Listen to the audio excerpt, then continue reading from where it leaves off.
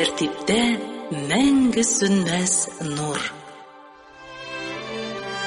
Assalamu alaykum. Тәртип радиосының мәңге сүнмәс нур дип исемләнгән тапшыруларын яратучы хөрмәтле тыңлаучыларыбыз, мөхтәрәм дин кардәшләребез. Изге Азаннан башланып киткән бу көн барчагызга да шатлык, куанычлар, уңышлар, күңел тынычлыгы алып килсен. Сезне Аллаһ Тәгаләгә тагын да якынайтсын. Безнең белән үткәргән һәр сәгатегезне күңелле дә, файдалы да кылсын. Изге Азан белән башланып киткән безнең эшебез дә бар тик сезгә изгелек кылу максатыннан гына. Тәртип радиосының мәңге сүнмәс нур дип исемләнгән тапшыруларының моңа кадәрге берничәсендә без сезнең белән изге Рамазан аен төрле яклап тикшердек һәм өйрәндек. Бу мөбарәк айның әле дуа ае икәнлеге хакында да күп тапкырлар ишеткәнегез булгандыр. Мәсьәләнең бу ягына да җентекле караш салып алу максатында без бүген тапшыруыбызга кунак иттереп Казандагы Бишбалта мәчете имам хатибы, танылган дин белгече Госман хәзрәт Исхакыйны чакырдык. Күңелләрегездә туу ихтималы булган сорауларны бирә-бирә сөйләшүне кайбер очракларда төпченә дә мин журналист Рәкыйп Гаффар алып барамын. Хәзрәт, сезнең белән очрашу рәхәт, сезнең белән сөйләшү, фикер алышу рәхәт, чөнки сез республикабызда иң танылган дин белгечләренең берсе, чөнки сез иң оста вәгазьчеләрнең берсе. Шуңа күрә Рамазан аенда без махсус үзебезнең программаны, вәгазьне иң матур иттереп сөйли белә торган, халыкның күңеленә салып куя белә торган кешеләргә мөрәҗәгать иттек. Менә икенче тапкыр очрашабыз сезнең белән. Башта Рамазан аена кергәндә очрашкан идек, хәзер менә Рамазан аеның дәвамында аның ахырына таба очрашабыз. Хәзрәт, Рамазан айы алдагы тапшыруларыбызның берсендә без Юсуф хәзрәт белән сөйләшеп үткән идек. Рамазан айы ул Коръән айы дип, Рамазан айы ул Коръән укый торган ай дип, аны әйтик, кешеләр бөтенесе Рамазанга кергәч Коръәнне хәтим чыгарга тырышалар. Таравихларда хәтим чыгыла, Коръән тулаем алганда. Рамазан айы шуның белән бергә дуа айы да. Күп иттереп дуа кылына торган ай. Менә шуңа күрә без сезнең белән бүген әйдәгез дуа турында сөйләшик әле. Дуа кылырга өйрәтик әле. Дуа нәрсә ул? Коръәни Кәримдә аңа нинди игътибар бирелә? Пәйгамбәребезнең хәдисләрендә аңа нинди игътибар бирелә? Гомумән, дуа әле ул Рамазан аеның үзенең дә махсус дуалары бар бит, алары турында да сөйләшәрбез. Бисмиллаһир-рахманир-рахим. Алхамдулиллаһ вассалату вассаламу аля расулиллаһ. Сүзегезне башладыгыз, Рәкыйп хаҗи, иң тәҗрибәле, иң матур сөйли торган вагазчы дип. Мин бу сүзләр белән риза түгел, чөнки иң дигән сүз беребезгә дә туры килми. Бүгенге көндә миннән дә гыйлемлерәк, миннән дә матуррак сөйләүче хәзрәтләр күп, алхамдулиллаһи раббил аламин. Миңа закламый 70 тула, әле аларга шул 35 белән 50 арасы, аларның иң көчле, иң гайрәтле вакытлары, гыйлемнәре дә бик тирән. Шуның өчен бөтен мактау бер Аллаһка кайта. Алхамдулиллаһ, уразаларга кирдек, уразаларны дәвам итәбез. Алхамдулиллаһи раббил аламин. Аллаһ Тәгалә җиңеллек бирде. Шактый гына кешеләр беренче тапкыр уразага кирделәр. Бүгенге вагазыбыз дуа турында да булыр. Ләкин бүгенге көндә күбебез шаһид, күп кенә яшьләребез, хәтта олы яшьтәге булган, урта яшьтәге кешеләр дә бүгенге көндә төрле шул социаль челтәрләргә кирип, нинди генә яңалык яки анда нинди генә тәҗрибә җыю гына түгел, бәлки үзләрен күрсәтеп, балаларын, туганнарын, яңа туган балаларны чыгарып, әле бала туырга өлгермәгән, аны инде бөтен дөнья белә, күбесе күрә. Соңыннан зарланып йөрүчеләр бик күп. Күз тигән, сихерләгәннәр, ниндидер бер бозым җибәргәннәр, әллә кайлардан эзлисе юк. Иң беренче үзебезгә кайтырга кирәк. Бәхетле икәнсин, бик каты, бай икәнсин, Аллаһ сиңа шундый бәрәкәт биргән икән, аның турында кычкырып йөрергә кирәкми? Аллаһ Тәгаләгә шөкранә кылып, алхамдулиллаһи раббил аламин, и Раббым бирдең, и Раббым алма инде, и Раббым дәвам ит, бәрәкәтен бир дип Аллаһ Тәгаләдән сорарга кирәк. Әгәр дә кемдер бер бизнес башлап җибәрә, әле үзенең акчасы түгел, кемнәндер бурычка алган, кешедән түгел, бәлки банктан ниндидер бер кредит алып башлаган, беренче шул операциясе уңганнан соң ул шунда кычкыра башлый. Әле налогы түләнмәгән, аның закаты чыкмаган, әле андагы булган тиешле эшчеләргә хакларын бирмәгән, менә шуны хәтлек алам дип мактана да, бөтен кеше теге кешене инде бай дип уйлый. Аның унысы гына бәлки шатлангандыр, 90-ы аңар ниндидер көнләшү күзе белән карый. Менә шушы әйберләрдән күз тию хак, сихер хак, ниндидер кешегә бер яман эш эшләү яки аны бозу, ул да хак. Менә шулардан ничек сакланырга, ничек итеп шуларны эшләмәскә яки инде ниндидер бер шундый бәлагә кеше дучар булды икән, шушыннан ничек котылырга, шуның турында сүзне парахым килә. Әмма мин сезнең турыда мактау сүзләре әйтәм икән, мин сезнең үстегезгә бик зур җаваплылык Шулыкта өстәп куям, чөнки сез мактаган сайын моторрак сөйләшергә тырышасыз. Рамазан ае ул тагын бер тапкыр кабатлап әйтәм, матур вәгазьләр айда. Менә шуңа күрә радио тыңлаучыларыбызга сез инде теманың беренче өлешен тәкъдим иттегез. Чыннан да искиткеч файдалы, мен кызыклы дигәнгә караганда искиткеч файдалы вәгазь ирештирәбез икән бүген дип иштән шатланып куйдым. Шуңа күрә тагын бер тапкыр мактыйсым килеп куйды. Мәңге сүнмәс нур. Беләсезме, юлга чыкканда, ниндидер бер зур эшкә кирешкәндә, мәчет салырга тотынабызмы, үзебезгә яңа йортка нигез салырга тотынабызмы, шул вакытны кайбер кешеләр кайсы көндә башлый икән, кайчан тамамлый икән, сине беренче җибәргән микән, юкмы икән дип, менә шушындый шымнар, кирәкмәгән бидгатләр, кирәкмәгән хурафатлар бүгенге көндә шу кадәр күп, кайбер кеше аны дин дип аңлый. Динебез шу кадәр җиңел. Дүшәмбе, сишәмбе, бөтенсе дә Аллаһ Тәгаләнең көне. Шушы көндәрнең арасында иң хәерле көн ул җомга, айларның арасында иң хәерле ай ул, кичәләрнең арасында иң хәерле кичә ул Кадр кичәсе, сәгатьләрнең дә иң кайсы хәерле сәгать дигән вакытта ул да булса менә шушы җомга вакытында имам хутба сөйләгән вакытлар, яңгыр яуган вакытлар, кемнеңдер бик каты ачу килә икән, ачуын саклап, сабыр итеп калган вакытта излегеп кылган дугалар, әнинең дугасы, мусафирларның дугасы, Рамазан айында ураза тотучы кешенең сәхәр вакытындагы һәм ифтар вакытындагы дугасы, кайчан гына дуга кылсаң да, кем булса да, менә шушы көн Аллаһның көне, Аллаһның атнасы дип белергә дә нәрсәдәндер шикләнмәскә кирәк. Әгәр дә кеше шикләнә башлады икән, бер әйбердән, күңеленә ниндидер гуман, бер хауф кирде икән, ул Алла сакласын зурайып, теге кешегә шир булып әверелүе мөмкин. Аллаһ Тәгалә Коръән Кәримдә еш искә ала, еш исебезгә төшерә шушы сихр мәсьәләсен. Ул нинди хикмәт ул? Ул нәрсә ул? Аңлашыла инде. Сихр, ул аны бер тапкыр әйтер иде, ике тапкыр әйтер иде, күп булса 3 тапкыр, чөнки Аллаһ Тәгаләнең 3 тапкыр кабатлый торган хикмәте бар. Коръән Кәримдә без аны беләбез. Әмма ләкин анда 3 генә түгел, бик күп тапкырлар кулланыла. Сихр шул хәтле куркыныч әйбермени соң ул? Аннан бер нинди котылу чарасы юкмыни? Аллаһ Тәгалә безне шулай кисәтү өчен бик зур сәбәпләр кирәк бит. Сихр бар. Хәтта Пәйгамбәрбез саллаллаһу алейхи ва саллям да сихрләгәннәр кафирләр, яһудлар, Муса алейхиссалам вакытындагы булган вакыйгалар, хәтта муҗизалар, әллә нинди бөтен дөньядагы булган иң көчле сихрчиләр үзләренең җыланнарын, үзләренең таякларын, үзләренең җипләрен алып килгән вакытта шуларның арасында ниндидер бер ярыш булган, һәм Муса алейхиссалам үзенең таягын ташлап, тегеләрнең бөтен сихр асбапларын юк итеп, җитеп бетергән. Менә шул вакытны кафирләр, инанмаган кешеләр күреп, шушы Муса алейхиссаламның Раббысына, ягъни Аллаһка инандык диделәр. Инде дөньяда булган вакытта менә кайын килә сихр, кайын килә күстиләр дигән вакытта ул табигый хәл. Әгәр дә кеше пак җирсә, тәһарәтле, гысыллы җирсә, пычрак нәҗис урыннардан җирмәсә, харам ризыклардан тыелса, төрле исерткеч белән, дуңгыз етләре белән башка төрле шикле ризыкларны ашамыйча җирсә, ул кешене Аллаһ Тәгалә саклый, чөнки Аллаһ субханаһу ва тааля Коръән Кәримендә фазкуруни азкурукум вашкурули ва ла такфурун диде. Сәламәт вакытларыгызда, көчле вакытларыгызда, гайрәтле, бай вакытларыгызда сез мине тотыгыз, искә алыгыз. Азкурукум, мин сезне авыр хәлгә төшкәч искә тотырмын диде Аллаһ Тәгалә. Нинди хәл ул авыр хәлгә төшү? Бер кешенең малы югалды. Аллаһ сәламәтлек биреп, бәрәкәт биреп, икенче елга аның шул малы 2 барабар артыграк булуы мөмкин. Бер кешенең машинасы аварияга эләкте, туганнары, дуслары җыелышып, ул кешегә ярдәм иттеләр дә икенче елга аның машинасы тагы да яхшырак булуы мөмкин. Алла сакласын, бер кешенең йорты януы мөмкин. Берничә елдан соң менә дигән йорт салып бирәләр, Аллаһ Тәгалә бәрәкәтен бирә. Ул хәсрәт түгел. Иң зур хәсрәт 60 ел, 90-100 ел яшәп тә Аллаһ хузурына барган вакытта бер укыган 2 рәкъат намазың булмаса, бер тоткан уразаң булмаса, Аллаһ Тәгаләгә зикр, тасбихлар булмаса, Аллаһ Тәгаләгә гыйбадат булмаса, менә шул килеш, динсез килеш, гыйбадатсыз килеш дөньядан китү, менә бу бик зур хәсрәт. Аллаһ Тәгаләне истә тотсак, Аллаһ субханаһу ва тааля безне сихрчиләрдән дә, яман күзләрдән дә, ниндидер көнләшүчеләрдән дә Аллаһ Тәгалә саклый торган була. Вашкурули ва ла такфурун. Аллаһ Тәгалә әйтә, һәм миңа шөкранә кылыгыз. Мин биргән нигъмәтләргә, Аллаһ Тәгаләгә рәхмәтләрегезне белдерегез. Аллаһка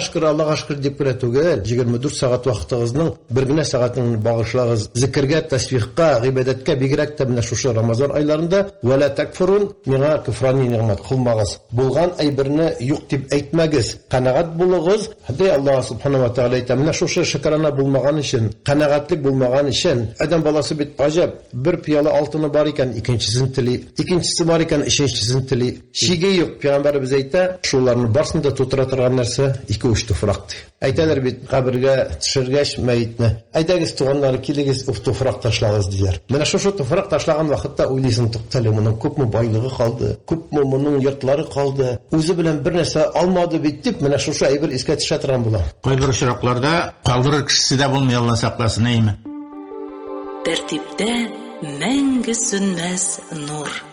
Хәзрәтне бөтен әйткән хикмәтләрдән Аллаһ Тәгалә шулай кисәтте, Аллаһ Тәгалә шулай өйрәтте дип, Аллаһ Тәгалә ничек иттереп сорарга өйрәтте? Шул хакта сөйләшик инде без менә хәзер. Ничек иттереп сорарга? Сезнең сүзегезнең башы шул дип аңладым мин. Сүзе башы шул, чөнки каян килә зәхмәт, нигә килә бәла? Менә шушы бүгенге көндә үзебезнең юк бар әйберебезне кешегә күрсәтәбез, мактанабыз, шөкранә кылмыйбыз, кешеләрне кызыктырабыз, көнләштерәбез. Һәм менә шушы бер бәла килсә, авыру булса, врачка барабыз. Врачлар тикшерәләр. Бөтен нәрсә яхшы, ләкин кеше көчсез бер нинди рәхәтлек таба алмый, аның күңеле төшкән. Шул вакытны аптырагач, урыс булса нәрсә диләр? Ана ширкәгә барыгыз, татар булса, ана мәчеткә бар, муллага бар, эш күрсеннәр ди. Аптырагач бара, яшисе килә бит, сәламәт буласы килә. Шул вакытны анда мәчеткә кергәч, анда эш керәләр аны, ләкин ул гына җитми. Аллаһ субханаһу ва тааля Кур'ан Кәримдә әйтә: "Ва нуназзилу минал Кур'ани ма хува шифаун ва рахматул лил муъминин ولا يزيد الظالمين إلا خسارة." Acab bir ayet.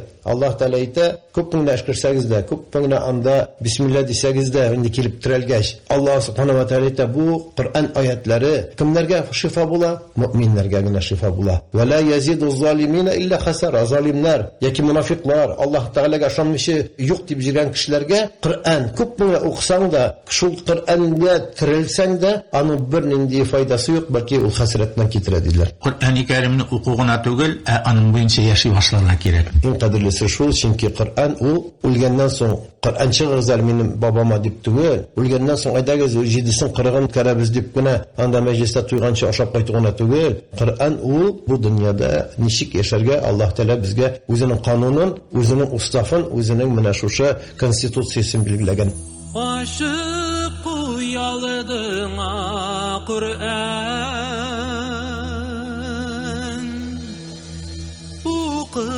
İhlas bilen kerdam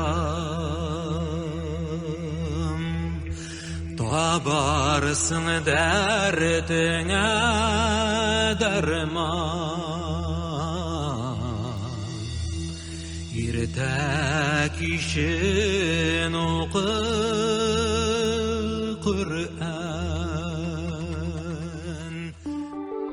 Мәңге сөнмәс нур. Менә шушы Qur'анда Аллаһ Subhanahu wa Ta'ala безгә кыска гына Qur'анның иң ахыры 2 сүрәсе бар, ул да булса Муаввизатайн дип атала. Сыйына торган. Бер Аллаһ Тәгаләгә генә сыйынып, Аллаһ Тәгаләдән ярдәм сорый торган, начарлыклардан, авырлыклардан, шәрдән, сихрләрдән кытыла торган, Аллаһ Тәгаләдән шушы ярдәмне сорый торган сүрәләр бар, ул да булса Кул аъуду би раббил фалaq, Кул аъуду би раббин нас. Аның шикелле тагы бик көчле бер сүрә бар, ул Бакара сүрәсендә Аятул Курси дип әйтәбез biz.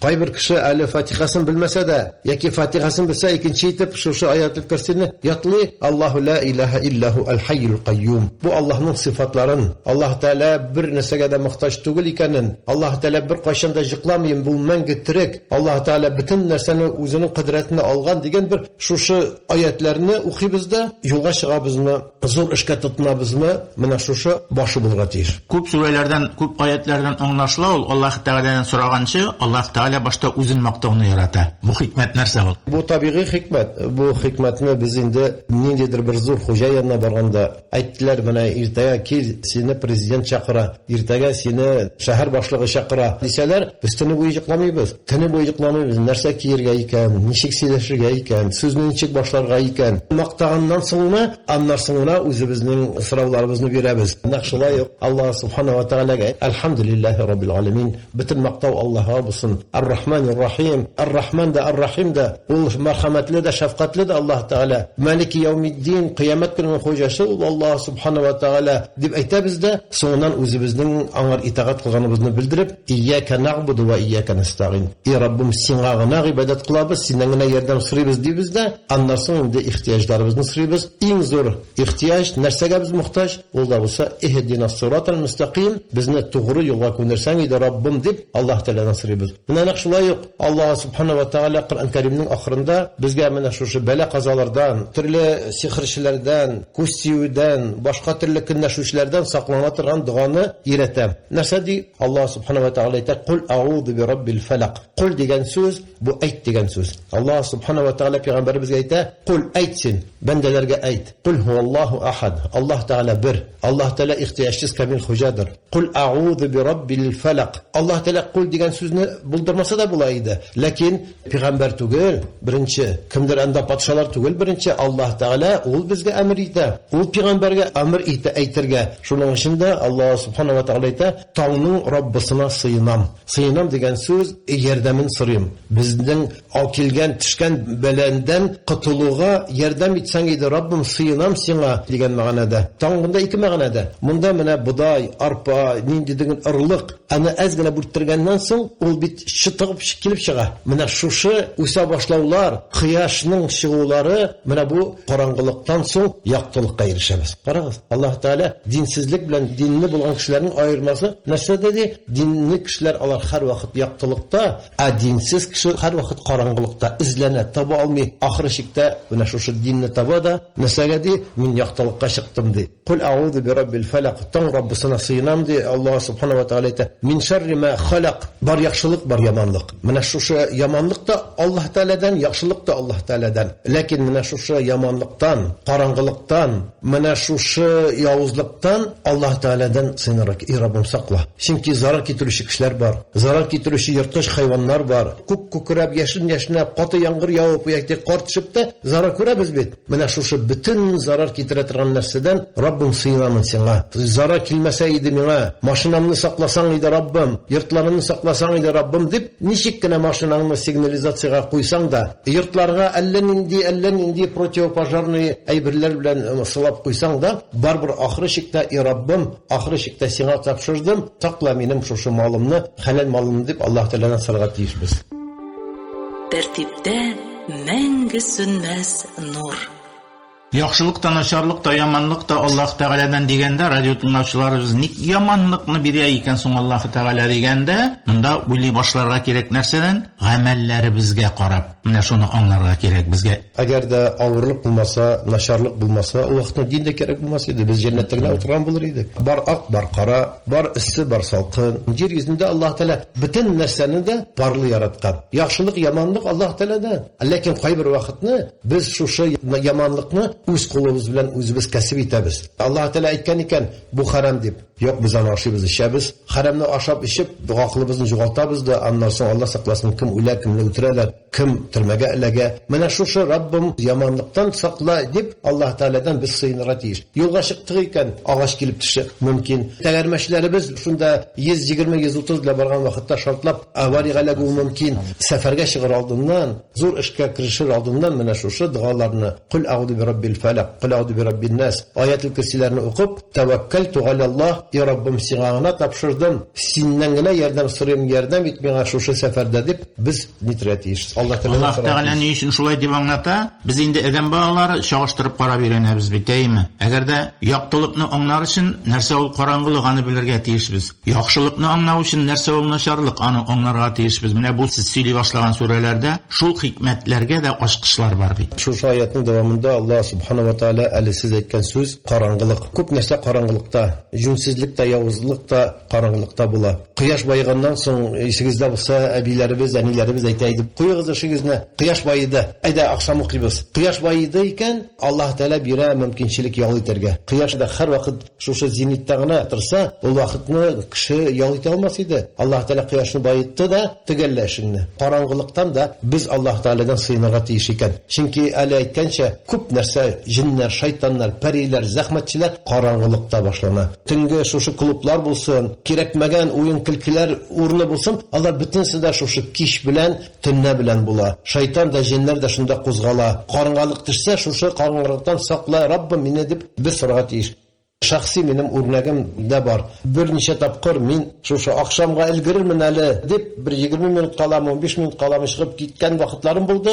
Birsida men butunlay avariyaga alakdim, ikkinchisida men tag'ida nidir bir zarar ko'rdim. Oshiqma sen kishing oldinroq chiqib ketib, eng shu probka vaqtlarida alagu mumkin. 15 minut o'tam deb tingda soat yarim o'tirgan mumkinsan. Yarıylay soat yarim kutib kuna o'tirsang, shuning uchun eng jinlarning, parilarning, shaytonlarning zahmatlarini qo'zg'algan vaqti bu kish quyosh boygan vaqtda shuning uchun ishni bitirganda oqshomni o'qirganda annasan g'aylanga bag'ishla yoli kitob o'qi ilm ista qay bir kishi yo'q men yarataman tinna bilan ishlarga Alloh subhanahu va taolo ayta yuxriju minaz zulumati ila nur de sizni qorong'ilikdan yoqtilikqa chiqardim. Payg'ambarimiz sallallohu alayhi va sallamning hadisida bor erta yotig'iz erta turig'iz.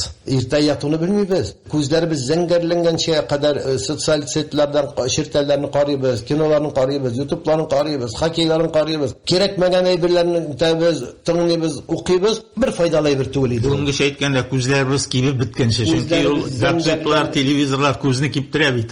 Ayta bilan anarsi turasi kelmaydi. Eng barakatli vaqt, eng ishli turgan vaqt, moljiya turgan, barakat topa turgan vaqtlarda biz yiqilib yotamiz. Endi shuning uchun erta yotig'iz, erta turig'iz. Yiqin yetmaykan vaqtni qaylula degan ayber bor. Kunduz birozgina ko'p tugul 15 minut, 20 minutni yotib turib, yiqa ketasang bik yaxshi, u ani 5 minutda jita. Mangu sunmas nur. Şunun için de mana şu ve min şerrin neffathati fil uqad. Devamında Allah subhanahu ve taala ayta neffathati fil uqad. Mana bunda kelib jetdik hozir sihirchi xotinlarga. Mana bunda oyatda ne için xotinlarga? Oyatda kela sihirchi xotinlar deb. Chunki ko'brak mana bu Arab elinde bo'lsin, qaydir Afrika ellerinde bo'lsin, hatta o'zimizda da ko'brak mana shu sihirchilar, hatta shu sihirlarni da davochilar ko'brak xotinlar. Ularning hikmati bordir, ko'p narsa xotin qizlardan. Xotin qizlarga kelgan vaqtda payg'ambarimiz shu Arafat tog'ida xotin qizlarga burilib, ko'brak xotinlarni jahannamda ko'ram. Shuning uchun jahannamdan qutulig'i sadaqa berib deb aytdi. Shu vaqtni xotin qizlar birshilib, qo'lindagi shu baldaqlarini, kumushlarini, oltinlarini jiyib berdilar, shu islom dini foydasi uchun. Nega shulay deb so'radilar? Peygamberimizden niye şulay degach, çünkü siz erlaringizga tegishli itoat ko'rsatmadingiz. Çünkü siz erlar topgan malga rizo bo'lmadingiz. Çünkü siz bo'lgan shu malga shukrona qilmadingiz. Az bo'lsa da shunga qanoat bo'lmadingiz, ko'p bo'lsa da shuni tag'ida istadingiz degan Peygamberimiz shunda javobini bergan. Endi radio tinglovchilarimizning bir javobi bor endi sizga. Bunga isri yeridan narsa umid etirga kerak-da, aning yaxshilik ishlarini kutib turga kerak. Qo'lidan ish kelmay turgan erdan narsa kutingindi biz deb aytirga da mumkinlar. Chunki shuri boshqacha, mana shu fikrnigina anglatuvingizni tilaymi? Shuri boshqa deymiz biz. Alloh taolo Qur'oni Karimda vaqtni so'kmagiz deydi. Bilasizmi, bu temaga kirib ketsak, bitkiren kirib ketadi. Bunisi da şistalik temisi, bunisi da aның Ramazan ayı temisi. İnşallah kiririz. Lakin bu bir kişilikli mesele. İslam xotin qizlarni şu kadar derecede ko'tardi. Başka bir nindi dinde yok, İslam dininden başka xotin qizlarni ko'taruvchi. Xotin qizlar alar bizning xotinlarimiz, anilarimiz, singillarimiz, qizlarimiz. Peygamberimiz sallallohu alayhi ve sellem aytdi, xotinlaringizga yaxshilik bilan vasiyat aytingiz, yaxshilik bilan muomala qiling'iz. Chunki alar kakir qabrg'adan yaratilgan. Sen agarda o'zining g'ayrating bilan, kishing bilan, usollig'ing bilan shu qabrg'ani to'raytam desang, to'rayta olmaysan, nishik bor shulay foydalan. Motor so'zlar ayt. Chunki jannat analarning oyoq ostida. Analar bizning jannatga kirayotgan bir sababimiz. Bu masalani qo'zg'atmayman. Ammo lekin mana bu oyatda Alloh subhanahu va taolo ayta, mana shu tuklarga, jiplarga, bog'larga, tiyinlarga tikra ira sihirlagan sihirchi xotinlarning sharidan siynaman Robbim. Ko'rganim bor andi kishilarida selamat jiri subhanallah shunday ko'rkam, shunday motor, er bo'lsin, xotin bo'lsin, anda yosh bo'lsin, qort bo'lsin, bir zaman bir nindi shiri yo'q, buni ko'ngli tishgan, sarg'aygan, bukralar shiga boshlagan, hali ketgan, varashlar bir nindi yordam eta olmaylar.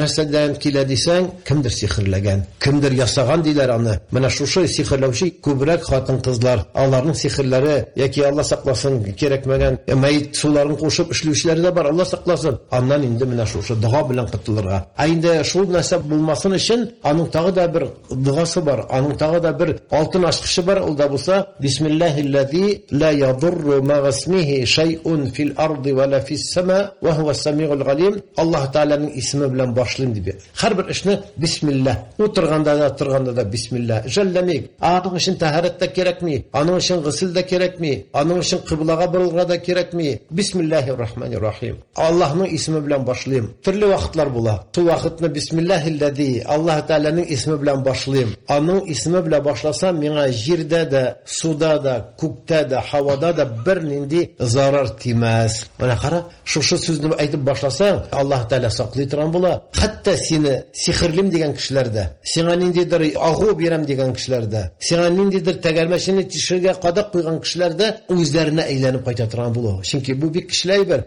Менә нәкъ шулай Аллаһ Субханаһу ва Тааля әйтә: "Ва мин шаррин нафасати фил уқади", ясаган тиеннәргә, җипләргә, бауларга ире-ире, тикрә-тикрә зыян китерә торган хатыннардан да мин сыйнам, сакла мине Раббым дип Аллаһ Тааляны сорады. Ахырдан ва мин шарри хасидин иза хасад. Менә иң аның асылына килеп җиттек. Ва мин шарри хасидин. И Раббым, көннәшүче кешенең шәрреннән, явызлыгыннан да мине сакла дип Аллаһ Тааляны сорарга тиешбез. Хәтта үзебездә кайбер вакытны балаларыбызга, аныкларыбызга күз тиерәбез. Субханалла, нинди күркәм, нинди матур булып үсә. Кемдер карады икән, бигрәк тә үзең карадың икән, субханалла юк, бисмилла юк, машалла юк. Менә шушы субханалла, машалла, ла хаула ва ла куата илля биллах дип Аллаһның исемнәрен әйтеп, Аллаһның сыйфатларын әйтеп, шушы зикрләрне әйтеп карасаң, зарар тими. Аллаһ сакласын, теге мал сөртенгән дә үлгән. Андыйлар бик күп, көннәшүчләр бик күп. Әле кабатлап әйтәм, хәтта үзебез кайбер вакытны үзебез һәм үзебезнең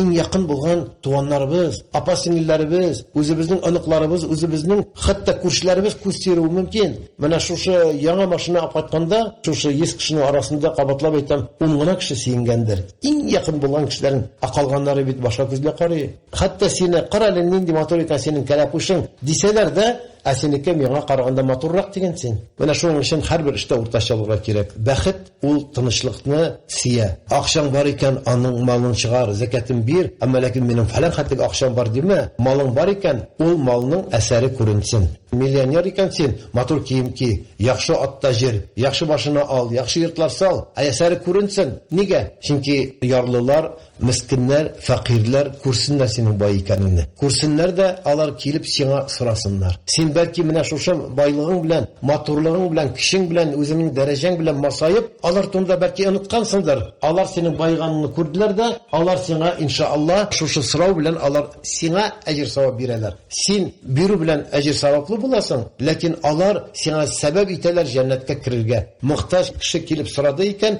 син үзеңнең акчаңны җибәрдең кемгәдер. Менә нәкъ шулай син үзеңнең акчаңны җибәрдең җәннәттәге дивидендлар үсә торган җиргә, чөнки сине бай икәнен белгәч, теге ярлы килеп сорады. Закатыңны чыгар дигәндә тагын бер нәрсәне аңларга тиеш. Менә шушы акчаларыңны, малыңны чистарт. Аллаһ теләгәнчә чистарт дигән әйберне дә аңларга кирәк. Ул беләсезме, закат дигән сүз ул чистарны паклау дигән сүз. Һәрбер нәрсәнең үзенең пычрагы, үзенең кире була. Бер атна кидек икән, аны җуырга кирәк. Һәрбер нәрсәнең үзенең кире бар. Тапкан малыбызны халал юл белән тапкан мал булса да, менә шушы Аллаһ Субханаһу ва Тааля әйтте, 100 сумнан 2 сум ярым. Бир. Ул синеке түгел. Менә шуны бирдең икән, калган акчаң синең чистара. Калган акчаңны Аллаһ Тааля үзе саклый. Калган малыңда бәрәкәтне Аллаһ Тааля бирә. Менә шуның өчен дә Аллаһ Субханаһу ва Тааля әйтте, бар күрсәтеп бирә торган, игълан итә торган садакалар ул да булса, менә җәмәгать бу Рамазан ае җитте, мин үземнең закатымны чыгарам дип күрсәтсәң дә ярый. Әмма ләкин гади садака, гади кешегә ярдәм итү,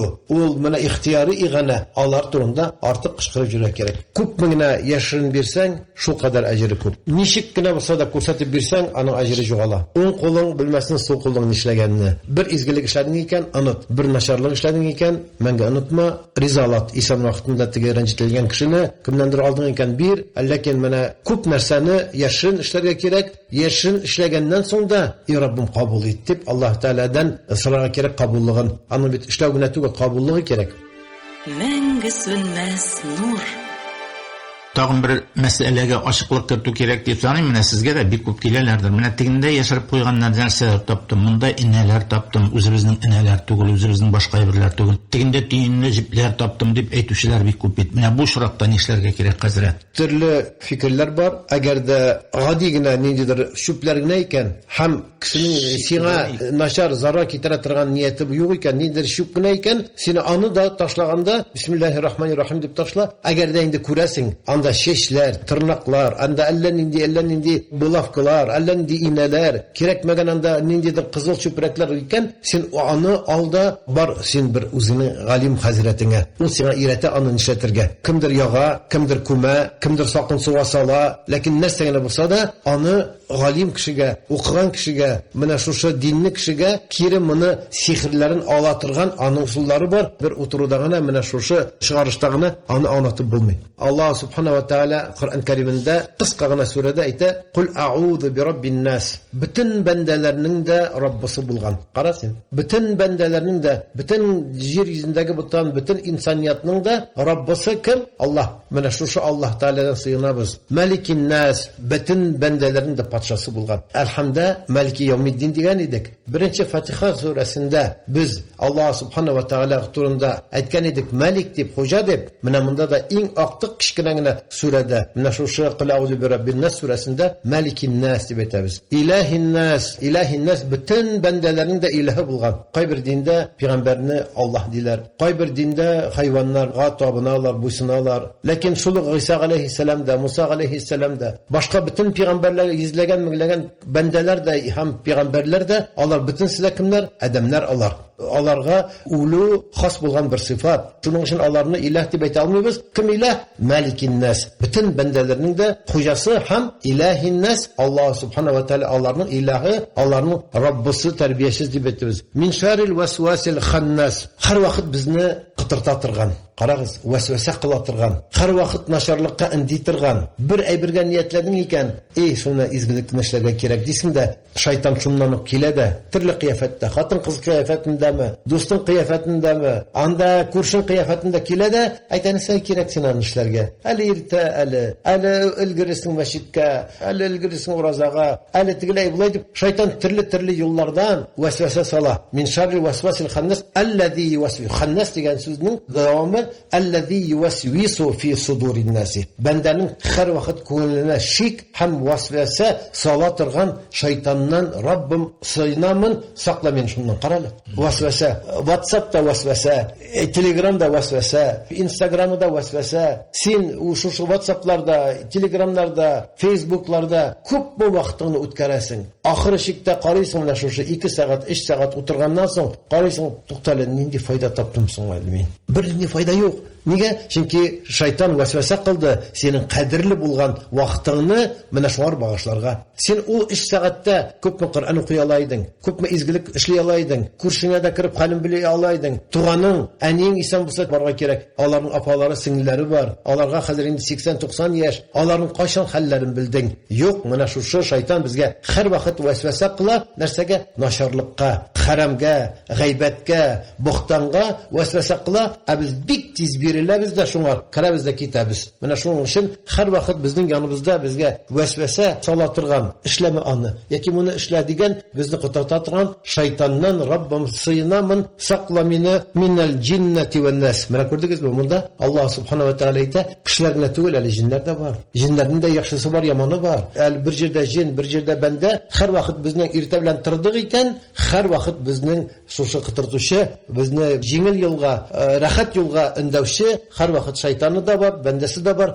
Bizge jingil yol gerek. Lakin bizge şunday yol gerek. Dünyada hem ahirette baxtli itatirgan yol. Dünyada da rahatlıkta yaşav. İşme, tartma, zina kılma. Rahatlık bitindi o. Eğer de işsen, tartsan, zina kılsan, urlasan, kişi rencitsen, özünde rahatlıkta yaşamaysın. Mine Allah subhanahu wa ta'ala ite, şunun için her vakit Allah Teala'dan sırağız saklavını. Nerseden? Kınna şu işlerden, karanlıktan, jinnen, perilerden, шайтаннардан саклана торган менә шушы кул аъуду би раббин нас, кул аъуду би раббил фалак дуаларын, сүрәләрен күбрәк укыгыз. Юлга чыктык икән, бер 300 километр барабызмы, 3000 километр барабызмы? Утырдык, иң беренче сүзебез нәрсә булсын? Бисмиллаһир-рахманир-рахим. Бисмиллаһи таваккалту алаллаһи. Аллаһның исеме белән башлыйм. И Раббым, сиңа тәвәккәллек кылдым. Тапшырдым сиңа бөтен эшемне дигән сүз. Моның соңында менә шушы кул аъуду би раббил фалак, кул аъуду би раббин насны укып куйсак, нинди генә телдә булса да Аллаһ белән сөйләшеп алырга кирәк. И Раббым, тапшырдым йортларымны сиңа. И Раббым, балаларымны калдырдым. И Раббым, малымны калдырдым. И Раббым, сакла мин кайтканчы дип Аллаһ Тәала белән менә шулай итеп аяк терәп сөйләшергә кирәк, сорарга кирәк. Менә аяк терәп сорарга дигәндә монда инде зур түбәнчелек белән сорарга кирәк дип аңлатырга кирәк, чөнки Аллаһ Тәала сораганны ярата дибез без әйме. Йөрәкләргә нур иңдереп килде изге Рамазан. Ихлас кылган дуалардан яктыра шәһри Казан. Рамазан, Рамазан, килде изге Рамазан, мәрхәмәтлеккә шакырып яңгырый моңлы азан, мәрхәмәтлеккә шакырып яңгырый моңлы азан. Мәңге сүнмәс нур. Рамазан айы дуга айы дидек, хәзрәт. Рамазан айының үзенең дугалары бар дидек. Мен шул Рамазан айында укыла торган, айрыуча яратып укыла торган, укылырга тиешле дугалар турында да әйтсәгез иде, һәм аның әле айрым бер дугасы бар. Айша анабыз пәйгамбәрдән сорагач, пәйгамбәрбез дә айрым бер кадер кише дугасын да өйрәтте бит. Менә шушы хикмәтләр турында да әзме күпме фикер алышыйк әле. Бу ай Коръән айы, дуга айы. Нәрсәне күбрәк эшләргә кирәк Рамазан айында дигәч, гыйлем истәргәме, Коръән укырганмы дигәч, галимнәр әйткәннәр, бу Коръән айы күбрәк Коръән укырга. Коръән үзе гыйлем, чөнки Коръән Рамазан айында ингән, Рамазан айында төшкән. Инде иң зур дугаларның, бөтен дугаларның да патшасы булган дуга ул да булса Раббана атина фид дунья хасанатан ва фил ахирати хасанатан ва кина газабан-нар. Монда бөтен нәрсә дә керә. Аллаһ Тәала мине сакла дигән сүздә бар монда. И Раббым, мине җәһәннәмнән сакла. И Раббым, бу дөньяда хуш тормышлар, бәхетле тормышлар, бай тормышлар, рәхәт тормышлар, тыныч тормышлар бирсәң иде менә бу дөньяда да, балаларыма да, аныкларыма да тәүфик бирсәң иде, туганнарыма да тәүфик бирсәң иде, дошманнарыма да тәүфик бирсәң иде дип, бөтен нәрсә шуша фид дөнья хасанатан керә. Яхшы менеп җири торган атларың да, машиналарың да, йортларың да, бөтенсе дә шунда. Аның белән генә канагать түгел без, Раббым, ва фил ахирати хасанатан, ахиратта да безгә җәннәтеңне насыйп итсәң иде, җәһәннәм утыннан безне сакласаң иде дип дуа кылабыз. Нигә әйттем бу дуганы? Чөнки башка дугаларны иретә башласаң, о, мин аны өйрәнә алмыйм. Ой, мин аны менә шушы кыска гына арада сорарга кирәк бит. Шушы бер сорауда күп нәрсәне үз ишенә алырга кирәк бит. Нинди дуга соң ул дигән вакытта менә шушы Раббана атина. Инде Рамазан айында бу тәүбә кыла торган, гынаһлардан ярлыкана торган ай. Шуның өчен менә сез үзегез дә әйттегез, аны күп кеше өйрәнде дә, белә дә. Ул да булса Аллаһумма иннaka гафуун. Айша анабыз Пәйгамбәрбез саллаллаһу алейхи ва салламдан Расулуллаһ Кадир кичәсендә Рамазан айының актык көннәрендә нинди дуга укыйм дип сорагач, Пәйгамбәрбез саллаллаһу алейхи ва саллам әллә нинди озын дугалар әйтмәде. Бүгенге көндә без кыскалыкны яратабыз. Менә Пәйгамбәрбез саллаллаһу алейхи ва саллам бөтен нәрсәне үз ишенә ала торган һәм иң беренче Аллаһ Тәаланы мактап, Аллаһумма, и Раббым, и мине тәрбия кылучы зат, иннaka гафуун, син гафу итүче. Бик күп кеше, эй, мин керешер идем намазга, керешер идем уразага, ләкин үз хәлемне үзем беләм бит мин. Мин шул кадәр күп гунах эшләгәнмен, шул кадәр күп кешеләрне рәнҗиткәнмен, шул кадәр күп урлаганмын. Мине анда бер көндә гафу итмәс дигән шикелле сүзләр әйтүчеләр бар. Андый кеше өметле әле ни өчен? Чөнки ул үз гаибен үзе таный. Әгәр дә миндә бернинди гынахларым юк, бернинди начарлык эшләгәнем юк, миндә бернинди гынах юк дигән кеше, ул кеше куркынычрак. Шуның өчен Аллаһумма иннaka гафуун, и Раббым, син гафу итүче зат, тухиббул гафва. Һәм Аллаһ Тәала гафу итүне ярата. Әйдәгез, гафу итик бер-беребездә. Һәр вакыт бәндә үз гаибен үзе танырга тиеш һәм гафу итәргә тиеш. Хәтта ир белән хатын кычкырышканнар икән. Хатынга хатырга әйткәнсең, хаклык синең якта булса да, хатын кыз бит ул нәфис бер зат. Син аны рәнҗиттең, ләкин син хаклы. Хәзер ул китеп тора, бу бит миннән җитте, кашан гафу итәләр икән дип. Синдә әллә кем булып йөрисең, мин ир кеше, менә шул вакытны үзеңдәге тәкәббүрлегеңне, үзеңдәге миминлегеңне сындырып, шалтыратасыңмы? Киләсеңме каршына? Бер нәрсә булмаган шикелле, гафу ит матурым. Ни хәлләр? Гафу ит дип әйтмә, ничек сөйләштең элек матур итеп. Менә шушы сөйләшү белән сүзеңне башла, нәрсә апкайтым, нәрсә кирәк, әйдә менә тегелә әйтәбез. Менә шундый сүзләр белән теге кеше үзе шуны көтеп тора. Матурым, гафу ит. Мин дөрес әйтмәдем бугай дип, үзе беренче гафу итне анларсың. Шуның өчен менә бу Рамазан ае үзебезнең гаибебезне танып, и Раббым син гафу итүче зат, гафу итүне яратасың, фаъфу анни, и Раббым минем günahlarımı гафу ит. Уразаны тоттым. Фарыз иткән идең, уразаны тоттым. Тәравих намазларында уяу тордым. Төнге намазларда тордым. Сәхәрләрен ашап ифтарларда дуа кылакла, Раббым синнән өмет иттем, гафу ит мине. Менә шушы бер генә сүз, фаъфу анни дигән сүз кабул булса, димәк бөтен уразаң бушка китмәде дигән сүз. Шуның өчен Рабби гфирли вархамни ва гафини дигән сүз дә бар бит. Аны күп ирәттек без кешеләргә. Рәхмәт укыйлар кешеләр. Нәрсә дигән сүз? Раббым минем гүнахларымны гафу ит, рәхмәтеңне сал һәм сәламәтлек бир. Сәламәтлек дә кирәк. Әле исән вакытында сәламәт җир, гайрәтле бул. Аллаһ Тәала кишле, гайрәтле бай кешеләрне күбрәк сия, хәйрчегә караганда. Аллаһ Тәала гайрәтле бәндәләрне ярата. Инде кемдер зәгыйфләнде икән, авырды икән, үлемгә якынайды икән, ул вакытны сәламәт кешеләр аңар ярдәм итәргә тиеш. Аңар үзенең хакын тиешле нафакаларын бирергә тиеш. Ислам дине менә шулай ул. Менә бигрәк тә Рамазанда байлар бирдем, закатымны бирдем, садакамны дип синәләр, шатланалар. Мискиннәр, мохтаҗлар, әлхәмдүлиллаһ, менә тагы ничә айга җитәрлек итле дә булдым, маллы да булдым, тагы ярты ел гомерләрен дәвам итәләр. Шуның өчен менә бу тигезлек ае, сабырлык ае, ризыкның кадерен белә торган, вакытның кадерен белә торган, һәм дә күпме вакыт бушка киткән икән безнең ашау-ичү белән, ашарга пешерү белән, сәгатьләр буе кофелар, шәйләр ичү белән күпме вакытыбыз безнең әрәм булган икән дип, Рамазан аенда ач кеше шуның вакытның да кадерен белә башлый. Мәңге сүнмәс нур. Тагын бер сорау бирим, әле өйрәттегез әле генә Аллаһумма гафун. Дингә яңа аяк басучылар алар өйрәнәләр дә, менә шуңа ябышалар да, аннары анда башка сүзләр барлыкка килә башласа, югалып калалар. Аллаһумма гафун, Кәримун бар әле, менә Кәримун кая киттегез? Кыскарагы, Аллаһумма иннака гафун, тухиббул гафва, фаъфу анни. Кайбер кеше укый, мин дә күбрәк шулай укыйм. Аллаһумма иннака гафун, Кәримун. Я Раббым син гафу итүче һәм мәрхәмәтле. Юмарт зат. Кәримун әйтмәсә бер ни түгел, чөнки бу Коръан аяты түгел.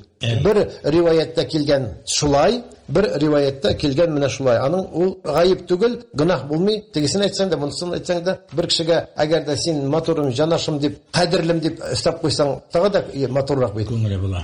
Аннары Коръан аяты түгел дигәндә, барыбер аңларга тиешбез, әгәр дә пәйгамбәребез безгә ниндидер дуга өйрәтә икән, ул Аллаһ Тәгаләдән килгән дуга барыбер. Әлбәттә, пәйгамбәребез саллаллаһу алейхи ва саллям ла янтиқу анил һава ин хуа илля вахйун юха. Коръанда әйткәнчә, бер кашанда үзлегеннән сөйләмәй иде. Пәйгамбәребез һәр вакыт Аллаһ субханаһу ва тааля ничек итеп вахй җибәреп иңдерә, аңар күңеленә шуны сөйли иде. Пәйгамбәребез Коръан иңе беткәннән соң, ислам динен мөкәммәл рәвештә калдырганнан соң, Аллаһ Тәала пәйгамбәребезне 63 яшьтә дөньядан алды. Без инде хәзер закламы 70-кә җитәбез дә, әле үзебезне яшь дип җирибез, безгә әле иртәрәк дип җирибез. Хәзрәт, быелгы Рамазан миңа нинди үзгәрешләр китерде соң әле дигән бер уйлану халәтендә калган чакларыгыз бармы? Әлбәттә уйланырга кирәк. Үзгәрттеме мине Рамазан? Бу Рамазан бит инде ризыктан гына, судан гына тыелу түгел. Бу Рамазан әле бызык сүзләрдән, гайбәттән, ялганнан гына тыелу түгел. Бу Рамазан әле калган 11 айга да җитәрлек тақат, энергия җыя торган ай. Нинди файда таптым менә шушы Рамазаннан дип, әлбәттә һәр кеше сорарга тиеш. Инде шәхсән миңа килгән вакытта ифтарлар бар. Гади айда бер мәҗлисне сәгать 1гә яздырасың, бер сәгать мәҗлисне сәгать 2гә яздырасың. Инде тагын ниндидер бер зарури бер туганымы булса, никах булса, ул вакытны сәгать 5гә, 6гә да яздырасың.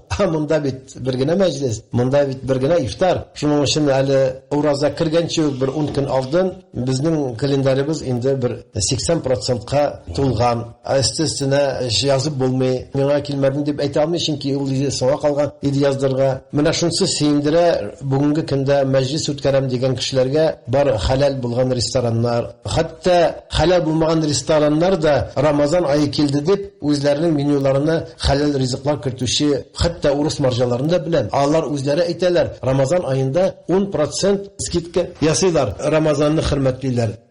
Endi menga kelgan vaqtda mana boshlab qana beramiz Ramazonni. Sizmi bizdan ishga yetib anda endi qadri kishasi yetganni, sizmi bizdan ishga yetib anda g'ayitlar yetganni, shu qadar tezlik bilan o'tdi Ramazon. Aqtiq 5 kunlarda nindidir bir qayg'u bor. Yetarlik ibodat qila oldimmi ekan? Yetarlik Qur'on o'qidimmi ekan? Ali boshqa vaqtni yil bo'yina ko'rmagan qaybir to'g'onlarimizni, tanishlarimizni Ramazon oyida shularning hallarini bilirga tirishasың. Nindidir bir bo'lak berga tirishasың. Balalarga, aniqlarga boshqa vaqtlarni ixtibor azraq edi. Ramazon oyida ko'rasingda shu 12 yoshlik, 10 yoshlik aniqlarning roza tutganni, ularga nindidir tag'ida rahimliging orta, yaxshilik ishlasing kelar. Ham g'oilaning o'zaro baylanishlari nihoya Ramazon oyida. Bu yilgi o'zinchaligi tag'in sizning g'oilangiz bilan, sizning biografiyangiz bilan, sizning shaxsingiz bilan baylar o'rta so'raysim kelar bo'lsin. Bu yilgi Ramazon ul boshqalarına qaraganda sizga og'irroq tugilmi? Chunki sanksiyalar boshlandi, illar orasida imtihonlar bitdi, samolyotlar azraga ucha, sizning balalaringiz bir Tataristonda yashamay. Yo'q, ortiq ziyon bo'lmadi. Shunday bir sinish bor. Bu yilni aniqlarimiz jeykini qanaqqa qaytaramiz dedilar. Mana shuni turda o'ylaymiz. Shularni qo'shoqlarga qisqagina xayrli, shodliqli mezgillarni nishga yetib o'tkazishga, nishga yetib ularga mana shu orada aniqlar birisi bilan taqda ilmtalari nig'roq bo'lsin, muhabbatlari birisine bo'lsin, ham o'sib yetkash, ular shu shijibni izmishi, tatuvliqlarni davom etsin degan shodligimiz bor. Tartibda mangu sunnas nur.